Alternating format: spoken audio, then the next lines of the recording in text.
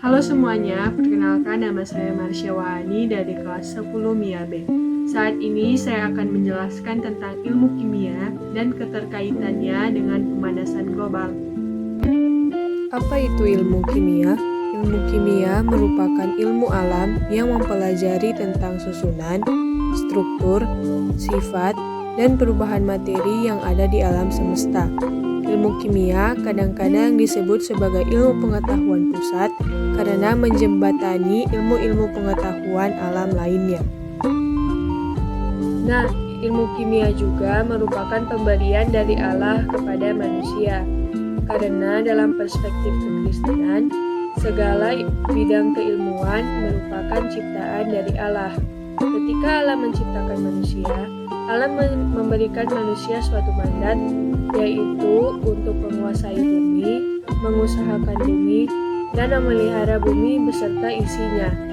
Nah, mempelajari ilmu sains dan kimia merupakan panggilan bagi orang Kristen untuk memenuhi mandat tersebut.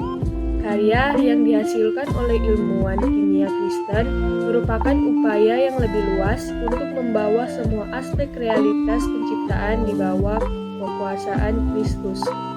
Nah, karya tersebut dapat memberikan dampak positif dalam usaha kita untuk memahami semua yang kita pelajari tentang dunia dalam hubungannya dengan Tuhan dan kedaulatannya. Ilmu kimia menghasilkan banyak manfaat dalam berbagai bidang, yaitu yang pertama bidang kesehatan, yang kedua bidang pertanian, yang ketiga bidang geologi, yang keempat bidang teknik, dan yang kelima bidang hukum dan berbagai bidang lainnya. Contoh manfaatnya terdapat dalam bidang kesehatan. Nah, dalam bidang kesehatan, kimia itu berkontribusi dengan ditemukannya jalur perombakan makanan seperti protein, lipid, dan karbohidrat. Hal tersebut mempermudah para ahli bidang kesehatan untuk mendiagnosis berbagai penyakit. Atmosfer bumi terdiri dari sekitar 78% nitrogen, 21% oksigen, dan 1% gas lainnya. Sebagian gas-gas dalam 1% itu termasuk dalam gas rumah kaca. Gas rumah kaca yakni yang pertama, uap air atau H2O, yang kedua, karbon dioksida atau CO2, yang ketiga, metana atau CH4, yang keempat, ozon atau O3, yang kelima, dinitrogen oksida atau N2O, dan yang keenam, klorofluorokarbon atau CFC. Gas rumah kaca memiliki fungsi untuk menjaga kestabilan temperatur bumi. Berkat gas rumah kaca, manusia, hewan, serta tumbuhan bisa hidup di bumi dengan memiliki suhu yang cukup. Tanpa gas rumah kaca, bumi dapat menjadi beku. Efek gas rumah kaca memiliki sistem kerja sebagai berikut. Ketika matahari menyinari dan memberikan panas pada bumi, panas dan sinar tersebut akan merambat melalui atmosfer bumi. Sebagian panas matahari akan diserap dan dipantulkan oleh bumi dan awan dalam bentuk radiasi inframerah. Sebagian panas yang dipantulkan bumi akan diserap oleh gas-gas di atmosfer sehingga menahan panas keluar dari atmosfer.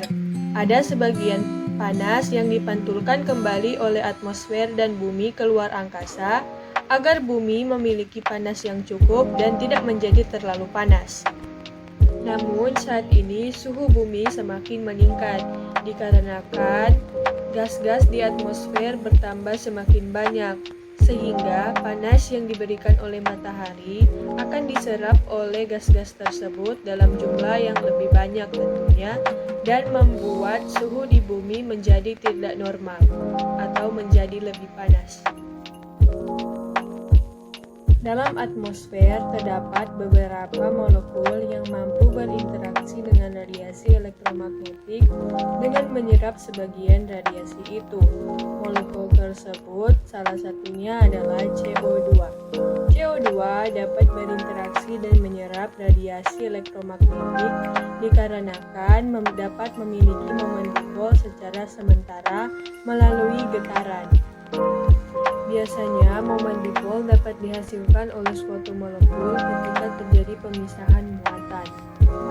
Saat radiasi elektromagnetik melewati molekul, akan ada medan listrik. Medan listrik akan dapat menarik molekul CO2 karena molekul tersebut memiliki momen dipol yang tadi dihasilkan secara sementara. Seperti yang telah dikemukakan sebelumnya, Bumi mengemisikan kembali sinar matahari dalam bentuk sinar inframerah. Sinar inframerah diabsorpsi oleh molekul ketika molekul tersebut mengubah gerakan rotasi vibrasinya. Karbon dioksida mempunyai rumus molekul CO2. Karbon dioksida mempunyai bentuk molekul yang linear atau O sama dengan C sama dengan O. Molekul ini mempunyai 4 mode vibrasi normal, yaitu vibrasi ulur simetris, vibrasi ulur tak simetris, dan 2 vibrasi tekuk yang memiliki tingkat energi yang sama. Dari keempat jenis vibrasi yang dimiliki oleh karbon dioksida, hanya 3 jenis yang aktif terhadap sinar inframerah. Vibrasi ulur simetris tidak aktif atau tidak menyerap inframerah karena tidak terjadi perubahan momen dipol pada saat terjadinya vibrasi. Dalam ilmu kimia, ikatan antara atom C dan atom O pada molekul karbon dioksida disebut sebagai ikatan kovalen.